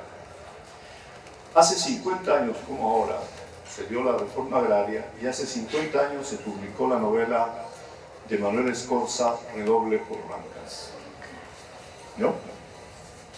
Y con esa novela se abre un ciclo de 5 novelas para dar cuenta de las luchas por la tierra en el país. Y ocurrió que luego de la reforma agraria dada por Velasco, hubo una protesta interior en el gobierno para decir no puede ser que el gobierno dé una reforma agraria y al mismo tiempo mantenga en la cárcel a los dirigentes de las tomas de tierras que se sacrificaron por eso que ahora el gobierno está dando como un legado para los campesinos con su reforma agraria.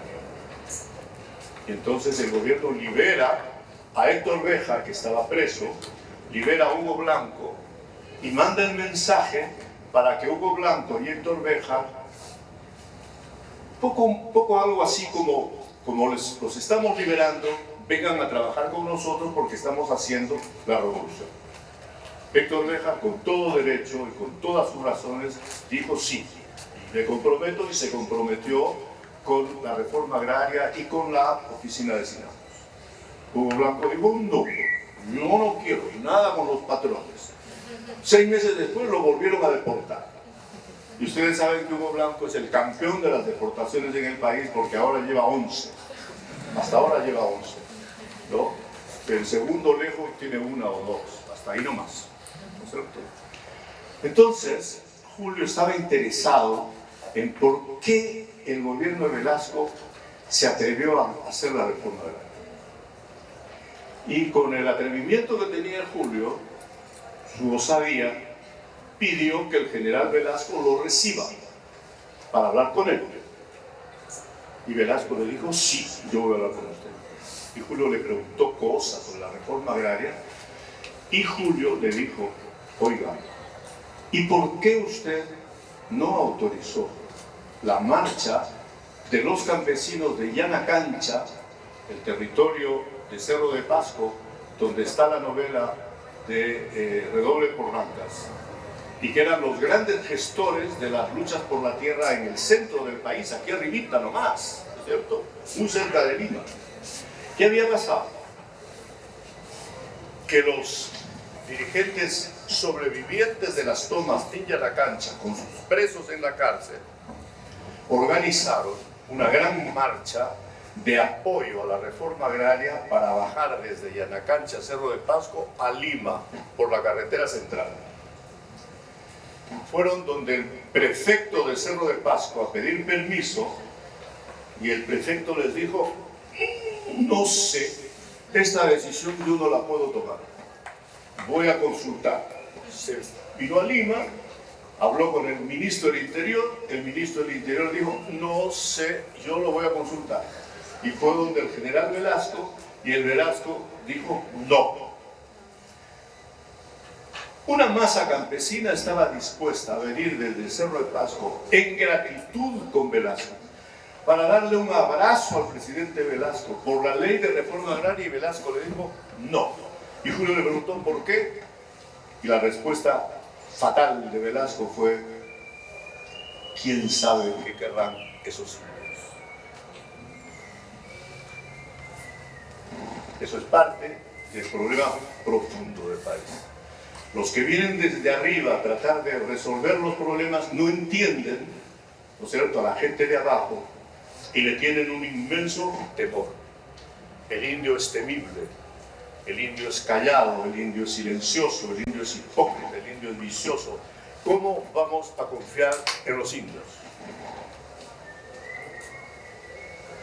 Dejo ahí la anécdota y vean ustedes la trascendencia que eso tiene en la manera de mirar el problema político del país.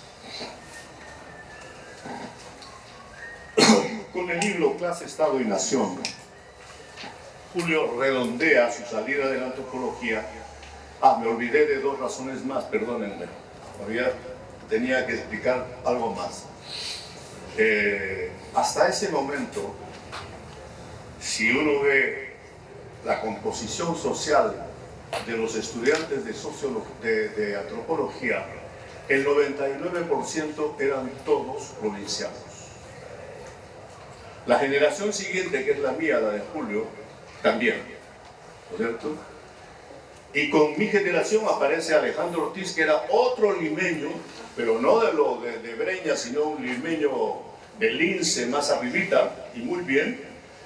Y Juan Ocio, que fue ministro, ¿no es cierto?, que venían de la Católica y eran dos personas, junto con Hernando Núñez, los tres, los extraños limeños que se metían a un mundo de andinos, porque todos eran andinos, ¿no es cierto? Matos era más limeño que todos los andinos, pero con la carita que Matos tenía, pasaba por andino mayor, ¿no es cierto?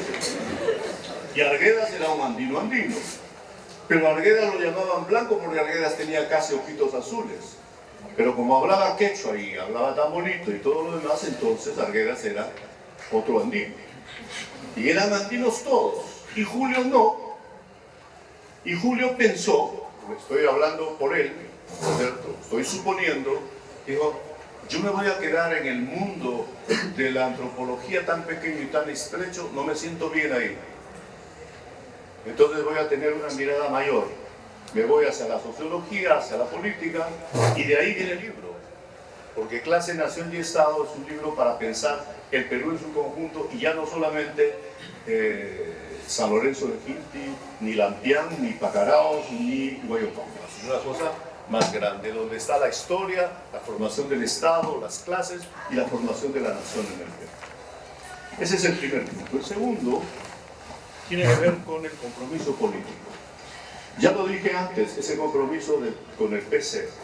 Pero el compromiso desaparece, se duerme, se va entre paréntesis, entre 1958-59, Julio y Matos van a Venezuela varias veces, después Julio va a Estados Unidos, va a Chile, y el compromiso político va a volver a aparecer en Julio en los 70s, cuando se forma la revista Sociedad y Política junto con Aníbal Quijano.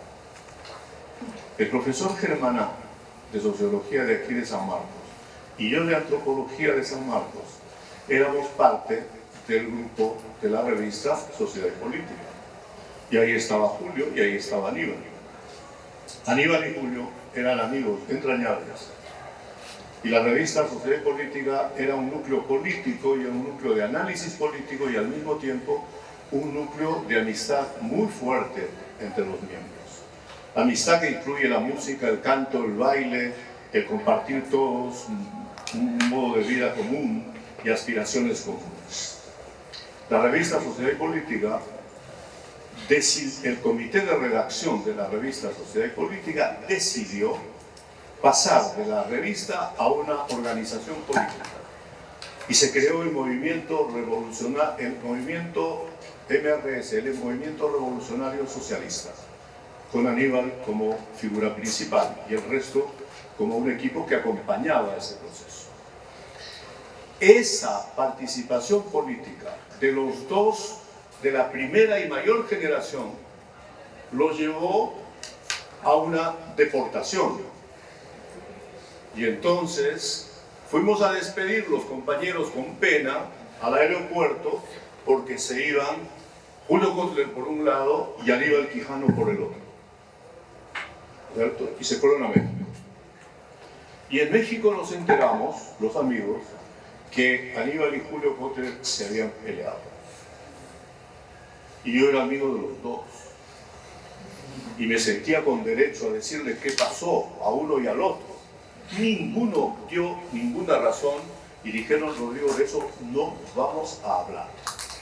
Se han ido estos dos del mundo sin contar sus secretos, por lo menos hasta donde yo sé. Se pelearon. ¿Por qué? No lo sabemos. De ahí en adelante Julio tiene un desarrollo y Aníbal tiene otro. No voy a contar la historia de Villa El Salvador, de la Cuaves, que es alrededor de la Cuaves donde se forma el movimiento revolucionario socialista y la propuesta de una comuna tipo París, pensada para la socialización del poder en el Perú, en Lima y en particular en Villa El Salvador. Pero de ahí no desprenda ninguna ni ninguno de ustedes una conclusión temible como que Julio se fue de la política, que Julio renunció y Aníbal quedó. No es eso para nada. ¿No es cierto? Julio sale de un piso, de un espacio de la política para irse a otro. Y ese otro es el compromiso con la democracia.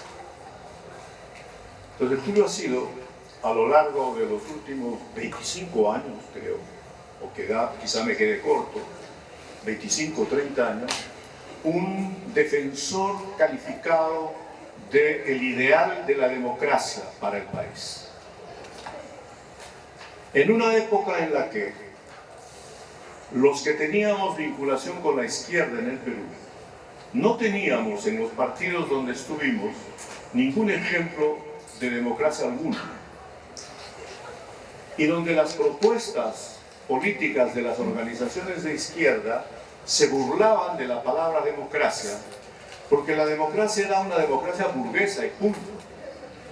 Y se seguía con esta tontería de, frente a la democracia burguesa, hay que oponerle una democracia popular, ¿cierto? La democracia popular china. En eso los chinos mandan un ejemplo que todos los seguidores de la chinería peruana van por ahí, ¿no es cierto? Y Julio Kotler es uno de los que insiste en que el concepto de democracia, uno, no es una tontería, dos, no es una propiedad burguesa, tres, es una deuda con el conjunto de la izquierda. Y que bien haríamos en hacer esfuerzos por aprender la democracia y por salir de la reducción del concepto de democracia solo a las elecciones para pasar a discutir de un tema que es clave y que es la forma democrática de gobernar. Elegimos a nuestros representantes, son una desgracia. Bibliografía, vean todo lo que pasa en el Parlamento y esa tragedia, ¿no es cierto? Entonces, esa democracia no sirve. La cancelamos y vámonos a una dictadura. No, de lo que se trata es de que aprendamos a gobernar democráticamente. Y aquí les voy a hacer una provocación. Las facultades de San Marcos, el rectorado de San Marcos y todas las instituciones peruanas se gobiernan de cualquier manera menos democráticamente. Y esto que era válido como crítica hace 50 o 40 años sigue siendo válido ahora, ¿no es cierto? Porque los criterios con los que se dirigen las instituciones no tienen nada que ver con la democracia como tal. Y hay que reconocer el mérito que Julio tuvo para defender el principio de la democracia como tal, el ejercicio democrático en la manera de gobernar, la necesidad que tenemos de aprender ese espacio de lucha y de cómo por esa defensa él se convirtió en una figura pública para ir a la televisión, para dar entrevistas en todas partes. Lo llamaron para ser ministro varias veces, lo llamaron para ser congresista varias veces y Julio decía, ni hablar, yo no estoy haciendo todo esto para ser ministro ni para ser congresista, me interesa un rábano todo eso. Y entonces él terminó siendo una especie de adalid, una especie de persona sola en el mundo para defender todo eso, ¿no es cierto? Y eso me parece fundamental. No quiero terminar sin mencionar el último, no es el último punto, pero un elemento que nos devuelve a San Marcos, por donde comencé. San Marcos, Julio Kotler era un profesor súper exigente, serio, no se casaba con nadie. Y un profesor serio y exigente en San Marcos es una figura un poco rara y extraña, que la gente no la tolera bien porque no son pues los profesores serios, angelitos que toleran todo y dejan pasar cualquier cosa. Y entonces Julio Kotler contó con la oposición de unos estudiantes apristas, estoy hablando de los 60, de los 70, de los 80, de los sobrevivientes del APRA, de esos que no saben leer, que no leen, y que cómo van a pasar un curso de un profesor exigente. Y entonces mejor cambiarlo pues, mejor lo echamos a ese profesor. ¿Para qué va a estar? No nos gusta. ¿No es cierto? Los marxistas, leninistas, pensamiento de Mao Zedong. Igual, Julio Kotler es un profesor súper exigente, ¿no? Y alguien lanzó en San Marcos una barbaridad que creo que está en el fondo de una distancia entre Julio y San Marcos. Alguien lanzó la idea, estoy hablando de los 70s, de que Julio Kotler era un judío. Y eso a Julio le dolió, por supuesto, muchísimo, como es normal. Y yo salté como un león para defender a Julio en los salones de San Marcos, frente a la chinería de San Marcos, para recordarles algo muy simple. Marx y Freud eran judíos. ¿Y qué argumento de porquería es ese de acusar a Julio de judío? Porque tiene los ojos azules, porque es blanco, porque viene de Europa. No, señor. Ataquen a Julio, díganle lo que quieran, pero no por sus condiciones biológicas, por sus rasgos biológicos, sino por las ideas que ustedes tengan mejores que las de Julio. Yo creo que eso dejó en Julio una especie de resentimiento en San Marcos, sobre San Marcos. Porque no me explico cómo y por qué, cuando a Julio se le propuso en San Marcos que fuese profesor emérito de la universidad, Julio se negó. Y lo que ha hecho doler a mucha gente es cuando Julio sí aceptó el título de profesor honorario de la Universidad Católica. Como que eso fuese una especie de traición con San Marcos. Yo no veo las cosas así. Algo pasó en esa relación, algo se quebró y bueno, ya no es tiempo, ya no es posible averiguar más. Conclusión, el homenaje que Julio merece es, siempre será oportuno, es un momento para pensar en nuestra historia, es un momento para saber decir gracias y saber reconocer los méritos de otras personas, aún más allá de las diferencias que tengamos políticamente con ellos. Hay un espacio firme para la amistad que no debe perderse. Y Julio era una excelente persona y un buen amigo. Y no seguían nunca por el pensamiento de Gonzalo, que en la última entrevista que dio a su periódico Marca, el diario Marca, cuando le preguntaron, ¿tiene usted amigos?,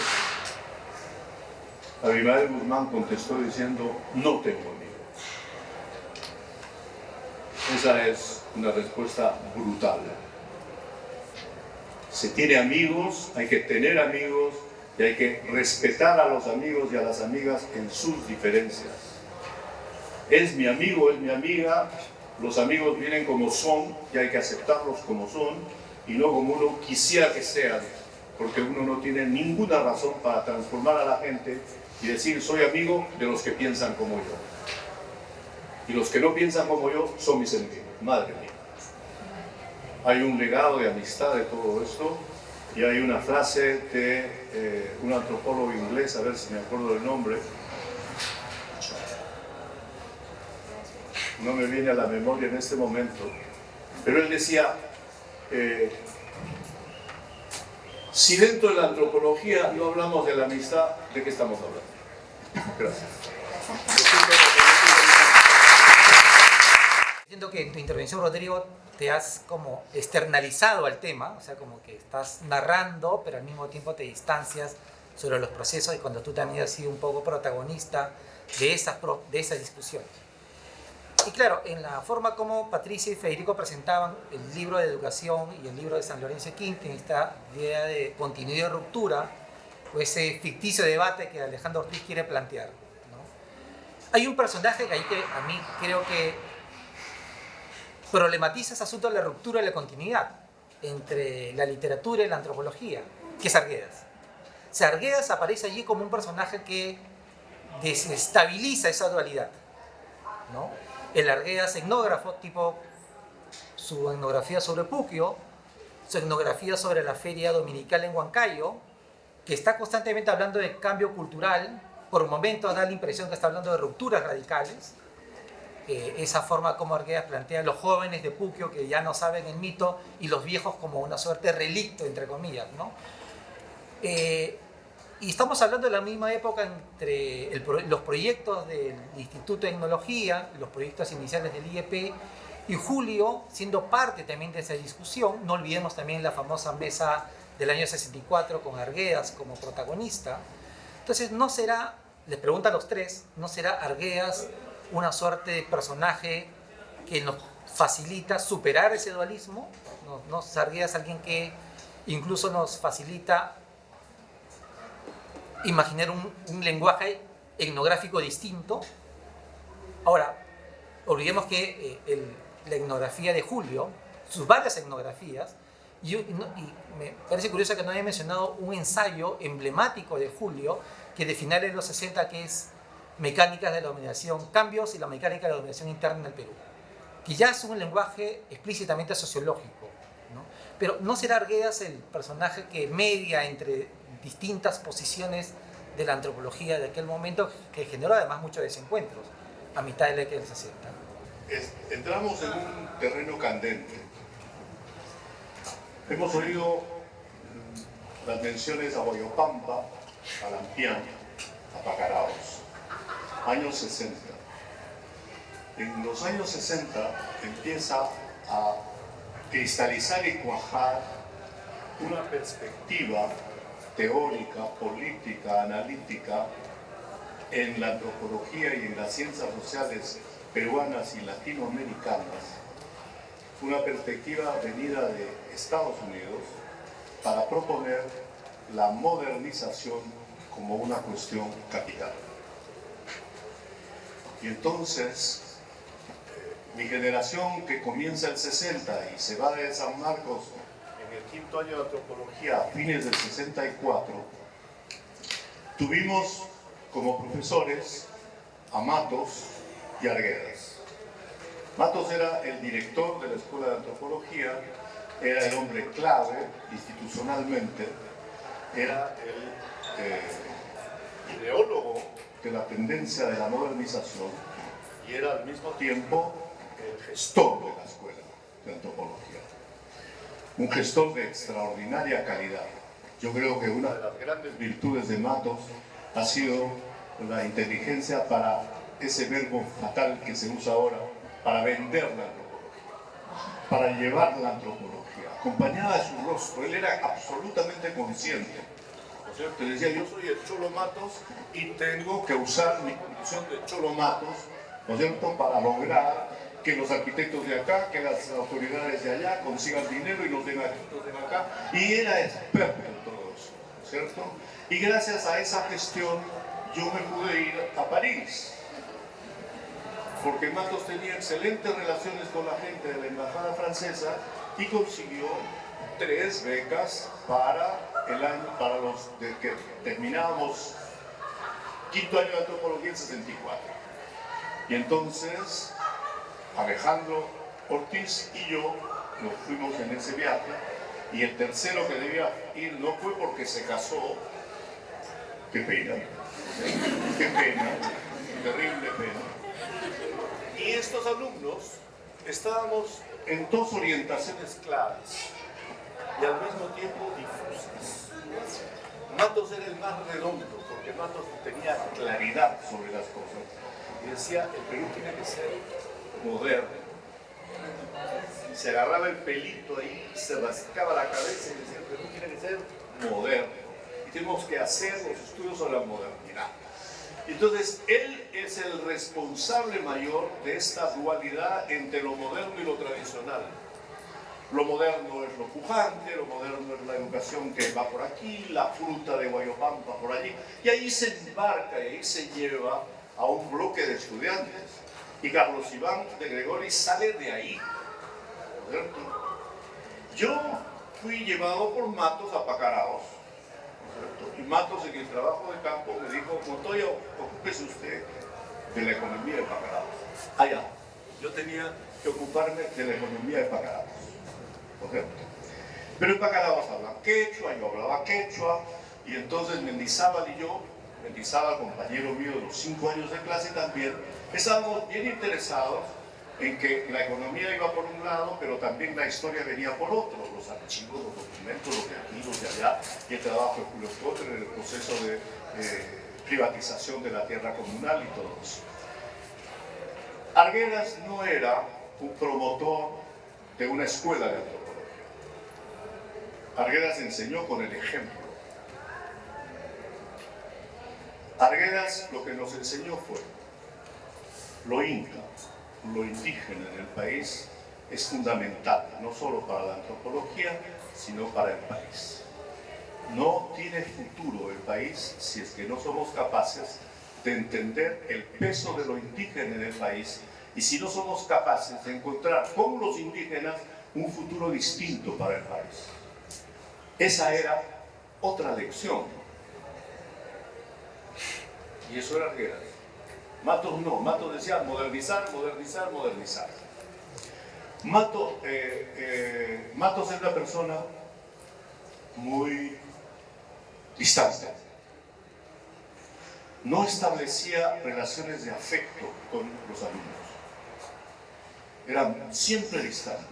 Y Arguedas era exactamente al revés. Sin proponerse nunca, él lo que hacía era crear condiciones para que la gente que lo conociese se acercase a él y aprendiese con él. Y teníamos una especie de secreto, porque a Arguedas le gustaba la música, Arguedas iba a los coliseos y Arguedas nos premiaba a los alumnos llevándolos al coliseo de manera muy disimulada. ¿Quiere usted venir conmigo al coliseo? Ya, pues vamos. ¿No es cierto? Y eso, el coliseo era ¿qué? El coliseo era puro sentimiento, ahí no hay razón, no hay modernidad, no hay discurso, no hay continuidad y cambio, no hay nada. En el coliseo hay música y hay afecto, sentimiento, encanto, rabia, cólera, todo eso, y Arguedas era eso. Entonces yo me fui, sin darme cuenta, aproximando a la manera de mirar el Perú de Arguedas. Y es en la novela Todas las Sangres donde ocurre lo que dijo el profesor Sandoval. Arguedas toma el ejemplo toma la continuidad y el cambio, ¿no es cierto?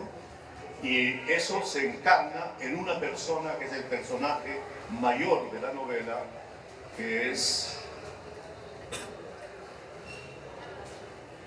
Rendón Huilca. Tengo una ayuda de memoria magnífica también. Rendón Huilca es el hijo de comuneros, pobre, quechua hablante, maltratado. Hay una parte de la novela que es brillante cuando él va a la escuela, siendo viejo, con 22 años va a la escuela a aprender las primeras letras, con los niños hijos de los gamonales que tienen 8, 9, 10 años. Este Rendón Huilca viene del pasado, viene del presente indígena de su pueblo y aprende el castellano porque lo necesita y llega a Lima y luego de 7 años en Lima decide regresar a su tierra para cambiar su tierra. Rendón Huilca es un personaje inventado por Arguedas a partir de un caso real de un dirigente minero de la mina de Utejpampa, en Upio, en Ucanas. Entonces, un personaje inexistente en la realidad, pero que sale de muchos elementos de la realidad, va a ser la esperanza de un pueblo para su transformación. Y el mensaje de él es muy simple, muy simple. En el futuro del país nosotros tenemos que estar. De nosotros no se pueden pasar, no pueden eliminarnos, no pueden negarnos. Ya es la hora de ser nosotros mismos. Y para eso vamos a combatir y para eso vamos a enfrentar a los gamonales de aquí, a los gamonales de allá, y a don Bruno y al otro, y aquí y aquí. Y bueno, por atreverse a Arguedas a presentar el cambio en positivo y para adelante, no para modernizar nada, sino para darle movimiento y fuerza a algo profundo del país que es el mundo indígena, ahí viene una oposición radical de las ciencias sociales de la época y de los políticos de la época. Pero eso es muy largo de contar, en otro momento podría ser. Yo estuve en la polémica famosa de Estudios Peruanos, porque se hizo en 1964, donde estaba en el último año, ¿no es cierto? Y eso es parte también de la historia, porque hubo gente que llegó a decir que Arguedas se quiso matar después de la mesa redonda esa. No, eso es una tesis tonta que no tiene ningún sentido. Arguedas pasó eso, escribió un poema muy precioso, muy lindo, su llamado a los doctores, que lo hizo esa noche, y después siguió viviendo y se mató más tarde, en 69, por razones que poco o nada tenían que ver con esa cuestión de la mesa redonda.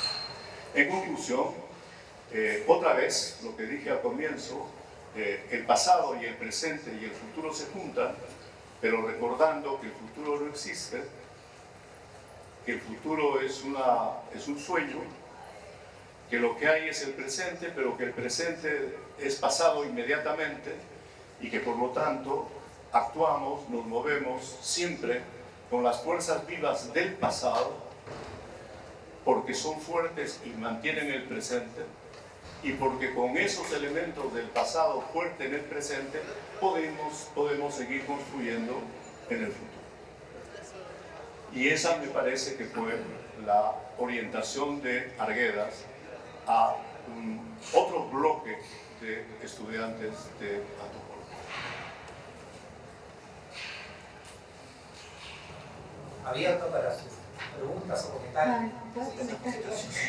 Quería comentar una cosita ahora a partir de tu pregunta, ¿no? Porque mencionaste el famoso artículo de la mecánica de la dominación interna en el Perú y pensé también en otro artículo de Julio, en actuales pautas de cambio del Perú rural, ¿no? Que se publica en el primer Perú Problema, en dominación y cambios en el Perú rural, porque oyendo también a Rodrigo pensaba, ¿no? Cómo esta apuesta por incorporar a este campesinado, rural, indígena, creo que también uno puede leerle en Julio, ¿no? Pero desde su énfasis en los cambios, ¿no? O sea, yo creo que Julio vivió pues una etapa de la historia del Perú marcada por cambios trascendentales, ¿no? En términos de los cambios sociales que se daban, ¿no?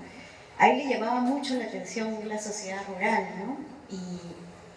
Y de lejos de, digamos, tener el romanticismo indigenista, más bien era muy crítico de los sistemas de dominación que venía en la sociedad rural, ¿no?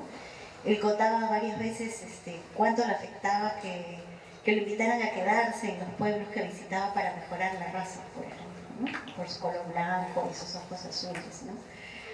O sea, le chocaba ese racismo y esa superioridad que se le otorgaba a lo blanco también en el mundo rural, que era parte de, bueno, de la dominación que se había establecido a lo largo de centurias, ¿no? No solo décadas, ¿no?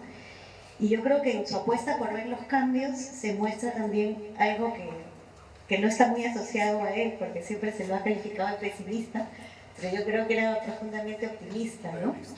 Porque apostaba, a pesar de las muchas cosas y momentos difíciles que vivió el Perú, él apostaba a los cambios, ¿no? A que era posible construir una democracia, construir otro país, un país que integrara también a ese mundo rural que había sido marginado, que había sido, digamos, relegado de sus derechos por mucho tiempo, ¿no? Entonces, también creo que podríamos leer su mirada del Perú rural como alejada del romanticismo, de lo estático, y buscando más bien esos indicios de cambio que podían augurar un futuro diferente para esos grupos campesinos, ¿no? Y muy interesado en esas dinámicas de poder que permitían o impedían ese tipo de cambios, ¿no?